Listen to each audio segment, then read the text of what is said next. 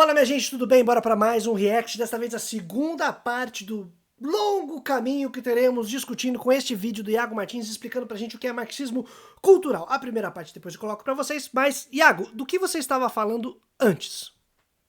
Resumo bem pouco e rápido do que foi as ideias de Karl Marx, o que é que ele quis. Foi exatamente isso que ele fez, então se você não quiser assistir, tudo bem, mas eu recomendo porque o react foi legal, mas foi um resumo bem porco e geral das ideias do Marx. Bora lá! O que é que ele tentou fazer, mas perceba, se você colocar um mapa mundi, você percebe que os ideais marxistas, eles conseguiram ser implantados politicamente apenas em países da área mais oriental. Se excluir alguma coisa hoje da América Latina, você tem o marxismo como algo muito oriental. Ele fez muito sucesso no Oriente. O marxismo não fez muito sucesso no Ocidente. Isso muito por causa da cultura judaico-cristã e por causa do direito greco-romano.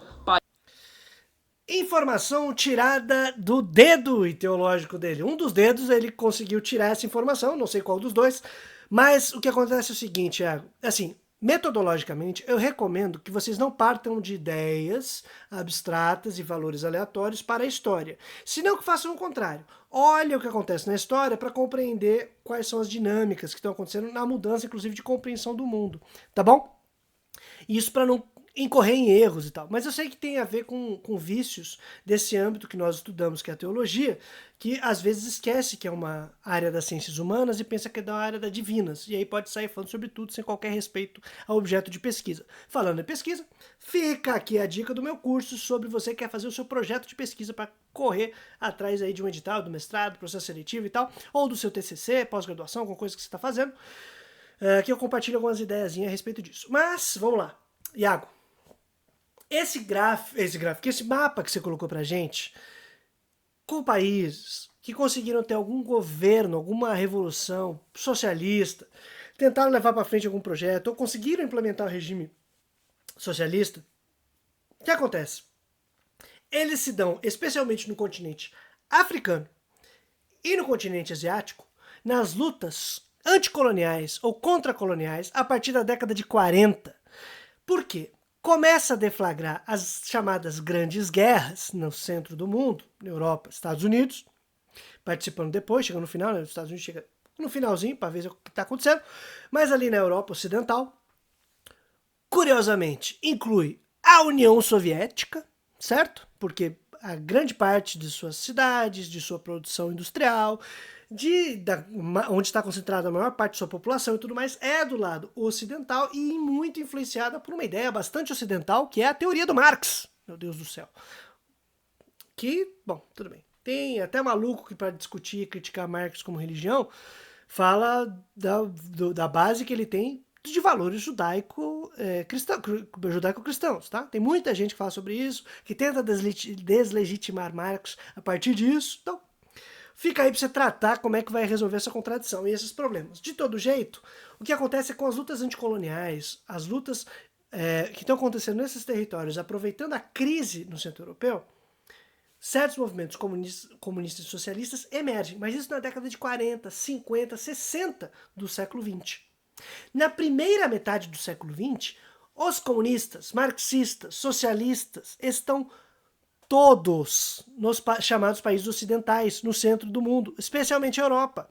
Tá todo mundo lá. São os grandes movimentos, meu querido. Na Itália, por exemplo, você tem, quando funda o Partido Comunista Italiano, do qual Anthony Gramsci fazia parte, devia ter umas 50 mil pessoas filiadas, entendeu? E municiavam gente do mundo inteiro, inclusive, a partir daí.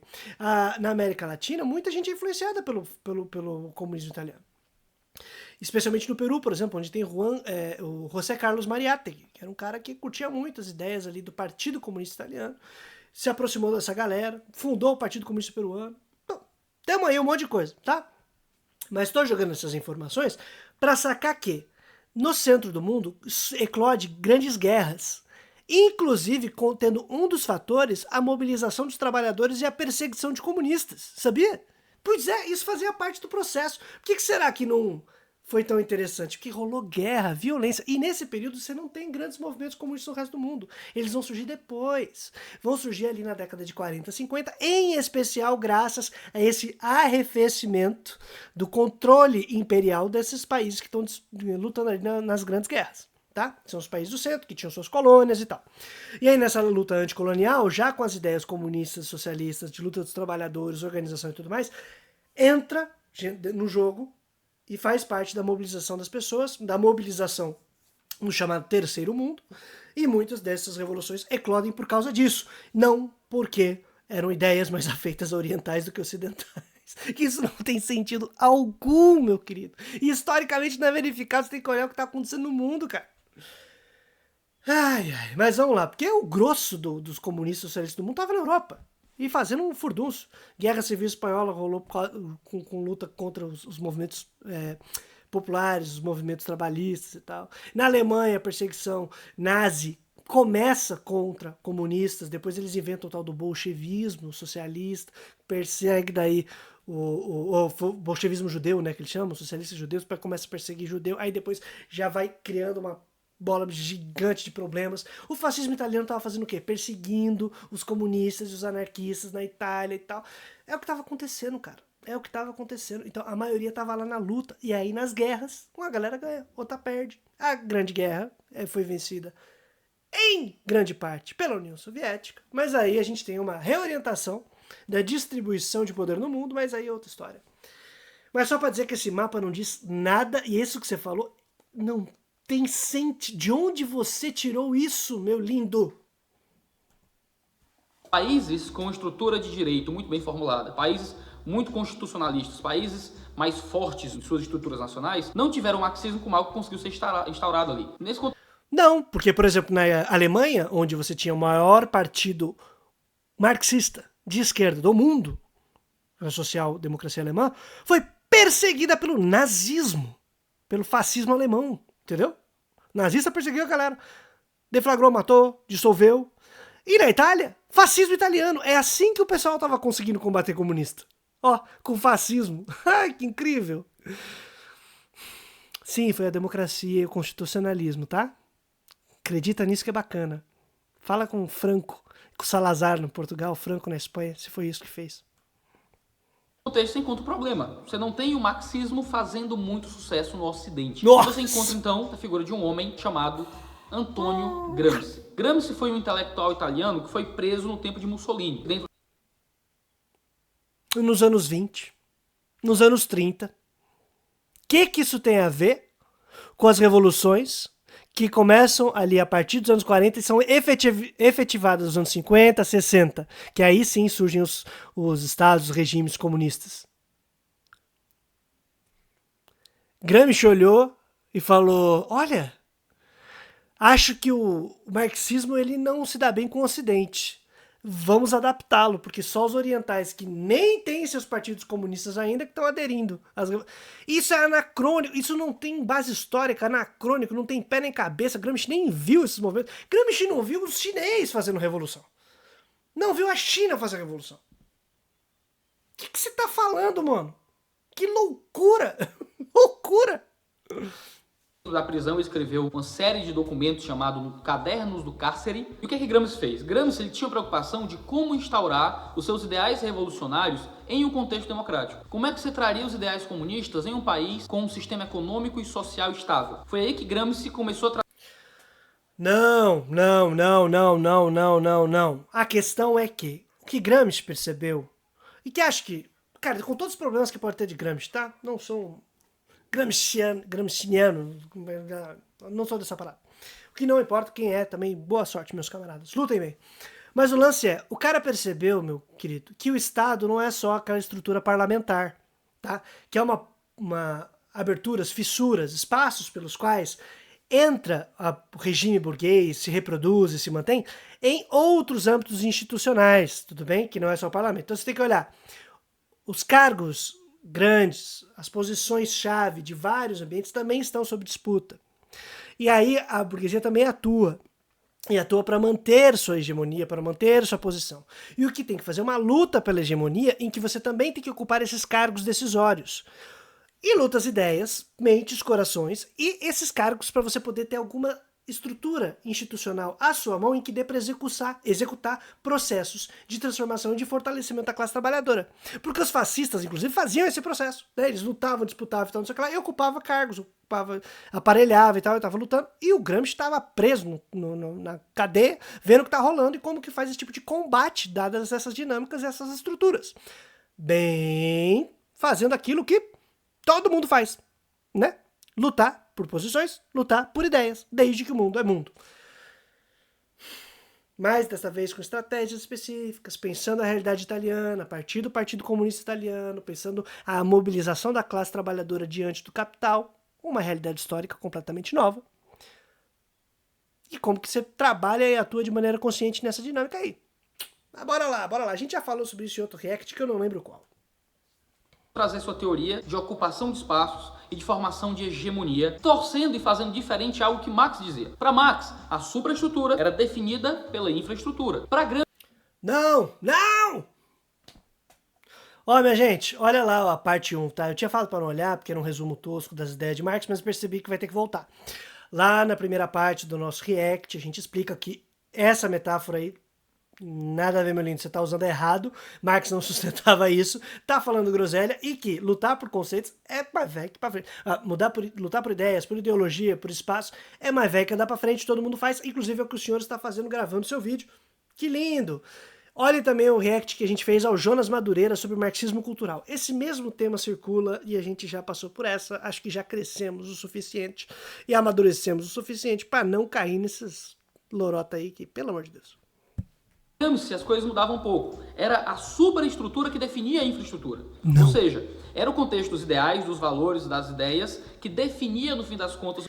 Não, tem nada de quem define o quê. Tem estratégias para você conseguir tomar posições, realizar processos de mobilização popular da classe trabalhadora para a transformação da realidade, para derrubar o capital, o capitalismo, essa coisa toda. São diferentes estratégias, mas que...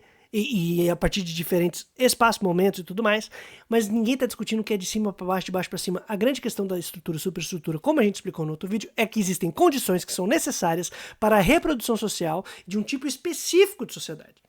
E se você muda essas relações de produção, nós estamos em outro modo de produção que não aquele. Então, em outro tipo de reprodução social, e aí se você muda esse fundamento, é a imagem da casa, fundamento, estrutura, superestrutura, tal. Se você muda esse fundamento, é outra sociedade. Nessa estrutura das casas, né, da imagem da casa, a parte de cima você consegue fazer reformas, mudanças e tudo mais, sem que altere o modo de produção. Mas se mudar o modo de produção, mudou o resto. Então a questão não é de que determina o quê, é de compreender que existem relações que são necessárias. Nas outras, tem reformas, transformações, lutas, disputas e tudo mais, sem que necessariamente o modo de produção seja transformado. Mas essa leitura aí eu sei de onde você tirou. O lavagem cerebral. O modelo econômico. Nisso, o gramscianismo ele difere e diverge do marxismo, porque ele tem uma nova tentativa de abordagem de transformação dentro da sociedade em comparação com o que Marx propunha. É por isso que no A Nova Era e a Revolução Cultural, o livro do Olavo de Carvalho, ele diz que... Quem diria que não era uma lavagem cultural? E alguém com credibilidade para fazer uma leitura excelente de Gramsci e Marx, o que mostra cada vez mais que você não leu nada, né, meu querido? Infelizmente, porque se tivesse lido já não tinha a primeira parte desse react nem a segunda. Mas vamos lá, vamos continuar tentando farmar seguidor, discutindo contigo, sem chegar a lugar nenhum. A revolução gramsciana está para a revolução leninista, assim como a sedução está para o estupro. Se na revolução marxista meu leninista... Deus! Gente, vocês lêem essas coisas, vocês levam a sério. A revolução se daria com violência, com força, com morte dos burgueses e tomada dos meios de produção. Para Gramsci, tudo se daria através de uma lenta marcha pelas instituições, através de construir um imaginário diferente, para aí sim, esse novo imaginário transformar a esfera econômica. Recomendo ir ler Gramsci. Assim, sério, só para você não cair nessas baboseiras. E recomendo compreender melhor, no caso agora do Iaco, né? Recomendar ler Gramsci pra quem tá aqui ouvindo, porque assim, não adianta você falar, o Gramsci disse isso, e ninguém foi lá ver, ninguém foi verificar, ninguém foi ler, né? Então eu recomendo, vá ler os cadernos do cárcere, vá procurar pra ver se tem essas groselhas, que não tem, tá bom? Isso aí é só reprodução de ninguém é do Olavo de Carvalho, que Deus não o tenha. Vamos lá. No gramscianismo, o partido tomava a função do príncipe Maquiavel. O partido seria um intelectual orgânico. O partido agora ele tinha essa função de ser o didata, de ser o pedagogo, de ser aquele que vai ser engajado com as causas sociais e ter um papel didático de ensino e de Vai ler Lenin também, tá? Pra você entender o que é um partido de vanguarda e ver qual que é a diferença do que você tá falando. Ah! conscientizar as massas de acordo com os ideais do partido. No texto A Situação Italiana e as Tarefas do PCI, você encontra isso no livro Escritos Políticos, do Gramsci, publicado pela Civilização Brasileira em 2004. Ele diz o seguinte: o partido dirige a classe penetrando em todas as organizações nas quais a massa trabalhadora se agrupa e realizando nelas e através delas uma sistemática mobilização de energias, segundo o Programa da Luta de Classes, bem como uma ação de conquista da maioria para as diretrizes comunistas. Fica a dica aí.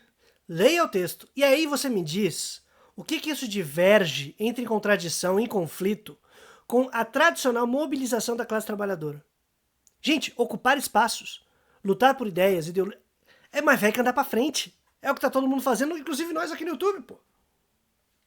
Tudo bem que eu tô tentando vender curso pra pagar conta, pagar meus boletos, que tá difícil. Vida de desempregado não é fácil.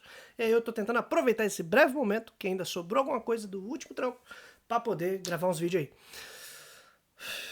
Mas é complicado, viu, meu querido? É complicado porque, assim, se a gente poderia aplicar esse mesmo tipo de crítica que você está fazendo, a grande, brilhante ideia da gente começar a ocupar as organizações, cargos-chave de determinadas estruturas, instituições, a qualquer outro movimento do mundo, e desde que o mundo é mundo. Só que essa galera gosta de criar essa parada como se fosse uma paranoia, como se ninguém tivesse...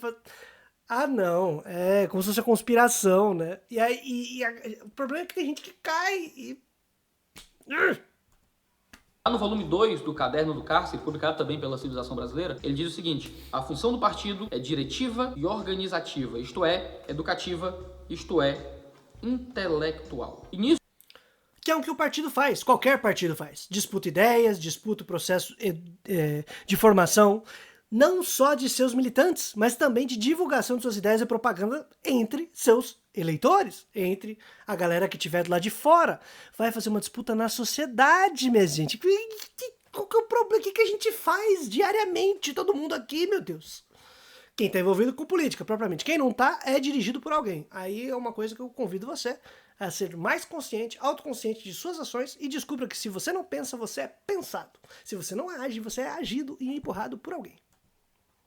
O partido que tem essa função não mais de ganhar uma eleição, mas uma função de gerir e organizar e ensinar as massas, ele vai precisar usar dos formadores de opinião para formar a intelectualidade. O partido ele precisa ganhar espaço na sociedade, tendo influência das mais diversas, seja através de pagamento financeiro, seja através de organização de consciência, seja através de ameaça ou o que for. O partido ele vai ter contato com aqueles que produzem a intelectualidade no país, para que esses intelectuais de alguma forma possam propagar os ideais do partido. Todo partido faz isso, vocês sabem, né? Até hoje, sim. Qualquer um. A disputa por influencer, por apoio de pastor, né? Pra movimento tipo MBL, né? Sei lá, qualquer coisa do tipo assim. O que é? E assim o partido tem um poder de hegemonia, um poder de passar pelas instituições e ensinar as massas dentro do seu ideal. É às ideias de Antônio Gramsci que se dá esse termo. Mobilizar as massas, mobilizar, trazer pra luta. O marxismo cultural, essa tentativa de implementar... Não, o Gramsci não diz marxismo cultural. Quem diz marxismo cultural é o Olavo. É o velho, aquele que foi porque não tomou vacina. É aquele que pega mal você ser identificado com ele hoje em dia, sabe? Não pega muito bem. Então, foi isso que aconteceu. Foi ele que inventou o termo aí, tá usando aleatoriamente, e aí você tá dizendo que o Gramsci fez esse bagulho. Gente, ninguém se autodenominou assim. Fica de novo a dica do React do Jonas Madureira explicando o que é marxismo cultural, que é maravilhoso. O ideal marxista através de uma caminhada pela cultura. Talvez o termo marxismo cultural seja um tanto problemático para algumas pessoas que conhecem... É completamente problemático, a menos para lunático. Mais marxismo, porque Karl Marx certamente rejeitaria as ideias de Gramsci. Só que o cultural, ele aparece como um monte...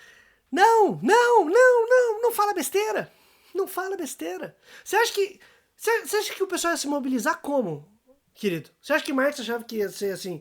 O pessoal ia estar andando um dia e falou, Brilhante ideia, vamos lutar.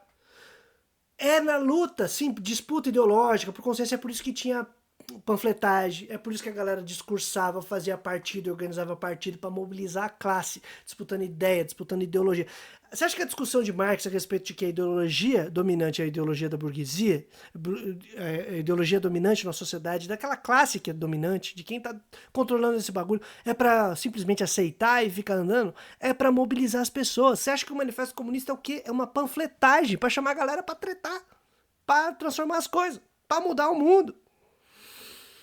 Aliás, essa é como termina as teses sobre Feuerbach, né? Os filósofos até agora ficaram interpretando o mundo, tá na hora de mudar ele. Então, assim, não estou entendendo aonde o senhor está querendo chegar e inventar o marxismo cultural. O marxismo cultural. Vai pegar geral. Porque tá enganando todo mundo aí, tá fazendo o quê? Não faz sentido, cara. É conspiratório, Pinel, não faz sentido. De marxismo. Ele é uma nova configuração marxista, mas que vai para além do marxismo original. É um desenvolvimento do marxismo a partir de Gramsci e de outros pensadores. Alguns vão atrelar a famosa escola de Frankfurt ao marxismo cultural, mas esse salto que vocês fazem da Itália para a Alemanha, da Itália dos anos 20, 30 para a Alemanha dos anos 30, 40 ou 50, ou depois a galera que vai para os Estados Unidos para continuar trabalhando na chamada Escola de Frankfurt, que é um espantalhão também, que é um instituto que tem esse nome, e tem diferentes correntes, diferentes grupos, pensando diferentes coisas, vocês fazem esses saltos e selecionam os textos para criar esse fantasma, mano. Ele não faz sentido. Só que é legal porque vocês jogam um monte de autor, um monte de negócio, como se essa galera estivesse planejando em conjunto uma conspiração global, e não faz sentido.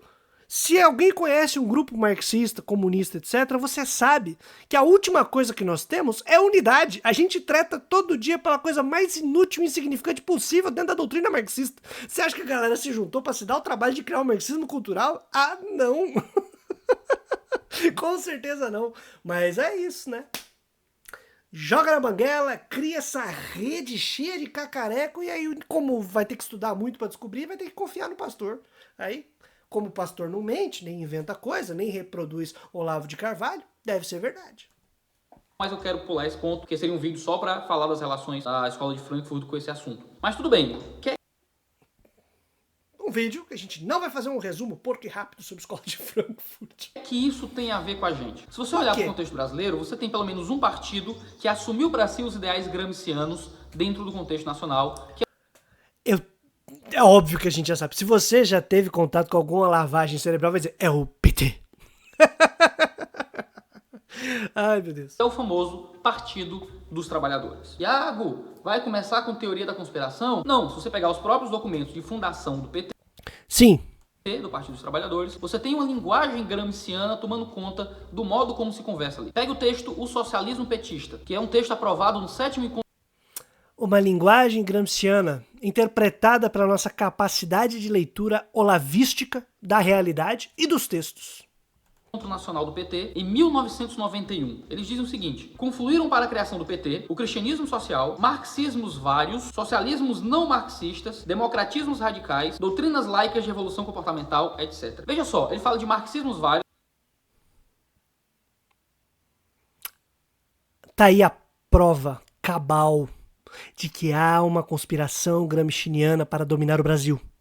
Se você não viu, é porque você está sendo muito enganado pela realidade. Assim, essa é só a prova de que o PT foi progressivamente se desradicalizando e cada vez mais social-democrata, numa posição hegemonicamente cada vez mais de negociações, menos ligada à questão de busca por revolução, né? Por transformação da realidade, por fim do modo de produção capitalista. Você ainda tem alas que estão nessa luta, minoritárias, pequenas, escanteadas. Em geral, não, mano. Foi progressivamente se abrindo, se desradicalizando, se tornando cada vez menos marxista. Cada vez menos crítico. E sim, neste âmbito... E aí, assim, cara, quem tá nessa pegada, tá de boa. Estamos seguindo o jogo e estamos na luta, né? Beleza. Agora, sempre que vai precisar disputar a eleição, chama a galerinha que tá mais querendo sangue nos olhos pra ver se ganha. O que mostra que cada vez mais a gente precisa da classe trabalhadora, né? Mas, ok, deixa quieto. O lance é, Não há uma disputa para ver mobilização, para revolução, para essa coisa toda. Ao contrário. E aí, quando indica quais são os vários grupos que fundaram e ajudaram a fundar o PT, é real. Foi uma organização muito ampla. Teve cristão socialista, teve gente que não era marxista, teve um monte de coisa. Foi entrando e foi montando o grupo. E aí fez o maior grupo de esquerda que nós temos. Nós sim temos o maior partido de esquerda, que é o Partido dos Trabalhadores, que teve governo 1 Lula, governo 2 Lula, governo Dilma, o 2 interrompido com golpe, e agora volta Lula 3. Quer dizer, é um partido de massas, mobiliza a galera. Não necessariamente para a revolução, mas ganha a eleição. E a preocupação de vocês é essa, de que esses caras estão ganhando a eleição. E quem deveria estar ganhando a eleição é o partido mais à direita, mais social-democrata, que não quer se preocupar com o pobre. Porque é isso, a preocupação do que a gente está tendo é isso, é tipo, pelo menos garantir o mínimo ali pra galera que tá lascada. E tem grupo que é mais cínico ainda e diz nem o mínimo vai ter. Aí a gente tá até se reduzindo ao tipo de luta maluca, né? Em que se considera radicalismo e extremamente agressivo e perigoso garantir o mínimo necessário para pessoas sobreviverem dentro do capitalismo. Sério, mano. Olha o nível que a gente tá chegando. De tão paranoico, conspiratório e doido que vocês estão. Ai, ai. Vamos lá. Não só o marxismo original, mas o marxismo que vem depois de Marx, Gramsci estaria incluído talvez nisso. Tanto que ele vai falar também de socialismos não marxistas e de doutrinas laicas de revolução. Socialismo não marxista é antes de Marx, inclusive. Tem ideia socialista pra torta direita aí, gente. Gente que sonha com, a gente tem que redistribuir igualzinho, essas coisas que, né? Que aí sim dá margem pra quem faz discussão de socialismo do jeito mais tosco possível. Porque tem gente que acredita mesmo que dá pra só redistribuir as coisas e tá tudo certo. Sem transformar o modo de produção. Revolução comportamental, ou seja, é uma tentativa de transformar o comportamento dos indivíduos, mas não através da religião, de um modo laico. Então, são doutrinas não religiosas de transformação do comportamento humano que fundam sua base e seus fundamentos. No mesmo texto, a parte do socialismo cristão caiu fora? Só essa parte que tá fundando. As outras não. Dos cristãos que estão ali não estão participando. É só a parte do laico. Vocês são doidos. E desrespeitoso com qualquer preocupação, né, de realidade, de pesquisa com o objeto que vocês estão tratando. É só conspiracionismo mesmo. É teoria da conspiração com cara de inteligência, né? Porque botou 2 gráficos lá no começo, um mapa, parece que é sério. Eles dizem, pode-se dizer, sem indevido triunfalismo, que tal pedagogia política, baseada na alta educação das massas por meio de sua participação civil, revelou-se, no geral, acertada. Você percebe que o Partido dos Trabalhadores acredita em uma pedagogia política que se dá através da educação das massas. E as massas... Sim, que é o que todo partido faz. Inclusive o MBL com os videozinhos dele, com os congressos, com os TikTok não sei o que lá. Com esse teu vídeo, talvez. se autoeducam nessa pedagogia que provém da política através de participar da sociedade civil. No caso, a sociedade civil está muito confundido com o que é o próprio partido no ideário político da esquerda. No texto Resoluções Políticas, no primeiro congresso do partido, em 1991, diz o seguinte: o Partido dos Trabalhadores reconhece que a organização de diferentes setores sociais, mulheres, negros, juventude, homossexuais, etc., seu direito de lutar e reivindicar pela definição das prioridades sociais, econômicas e políticas e de sua presença na disputa pelos rumos da nova sociedade são também uma garantia da construção de uma sociedade socialista democrática. Esses ideais... Se você viu um problema nisso daí, quer dizer, que jovens, que negros, que mulheres, homossexuais, pessoas, seres humanos, também devem ter o direito de participar das decisões políticas do país. É um problema? Me preocupo com você e com sua alma, meu querido. De nova sociedade, da construção de um novo imaginário, de um novo jeito de pensar, de um novo jeito de agir, isso provém muito desse ideal gramsciano. Tanto que eles vão deixar muito claros, ainda no mesmo texto, essa linguagem de que eles buscam hegemonia dentro do seu contexto político. A hegemonia é essa tomada dos meios de pensamento para que tudo... Hegemonia é você ter maioria, você conseguir compor maiorias. E aí você hegemonicamente atua. No caso, inclusive com negociações das mais malucas que a gente puder e com concessões que não fazem qualquer sentido do ponto de vista da classe trabalhadora. Até isso vocês reclamam. Até quando vocês se dão bem nas negociações, vocês reclamam. Tudo aquilo que as pessoas pensam esteja sempre dentro do ideal e do escopo dos ideais do partido. Eles dizem, no atual período, a disputa da hegemonia supõe uma ação simultânea no terreno político, social e ideológico. Engloba o trabalho nas instituições, onde atuamos no sentido de alargar as fronteiras da participação da democracia, da cidadania e da afirmação da sociedade sobre o Estado. Inclui a diversidade das lutas sociais, não institucionais e nem sempre... Se liga, o texto diz participação da democracia, da cidadania e da afirmação da sociedade sobre o Estado. Qual é o problema? Eu não tô entendendo. O medo de vocês era exatamente o oposto, né? Que o Estado vai dominar tudo, que não tem participação das pessoas e tal. A galera daqui tá defendendo o rolê, mano. Vocês leem criando como se tivesse algum negócio. Só que provavelmente o cara que chegou e leu, escutou batido esse vídeo aqui aos seus 10 minutos, foi tanto metralhadora de groselha que ele já fala, meu Deus do céu, ele já não consegue nem... Ele ainda tá pensando na primeira citação, na primeira coisa que tá acontecendo, falando, nossa, tudo faz sentido. Tem aquele quadro lá, né? O quadro com os fios pregando as tarraxas e falando, aqui, essa conspiração. legais. Envolve disputa de ideias, a construção de uma nova cultura, de uma nova ética, de uma nova solidariedade social que se contraponham aos valores dominantes. Em resumo, disputar a hegemonia hoje significa construir um enorme movimento social. Perceba. Percebi. Qual é o problema de você tentar mobilizar as massas? Que é o que vocês fazem. Querendo como movimento. Movimento político. MBL o quê? A ideia de uma luta por uma hegemonia, essa hegemonia, essa tomada das consciências, passa pelo engajamento nos vários setores sociais da sociedade. Hegemonia tomada das consciências. Que está relacionado com a construção de um enorme movimento social que transforma o imaginário na ética, na sociedade, nas morais, nos costumes, na cultura. Isso é o que o PT acredita que é a sua função como partido. E isso é fundamentalmente gramscianismo. A hegemonia é um termo fundamentalmente gramsciano. Tanto que até hoje ainda existem políticos do PT que... Tem muita teoria em relações internacionais que usa esse termo para dizer quem manda no império ou nas relações de política global. Usa a expressão hegemon, né? O hegemon, aquele que controla a hegemonia do sistema global. E não necessariamente, na verdade, quase nenhuma dessas teorias necessariamente marxista, crítica, qualquer coisa do tipo. Ao contrário, tá? É bastante conservadora a ideia. Usar hegemonia por usar hegemonia, querido, dá pra usar de várias maneiras. E eu nem tô negando aqui que tenha influência de Gramsci. O meu ponto é que o modo como você está fazendo essa passagem é como se fosse conspiratório.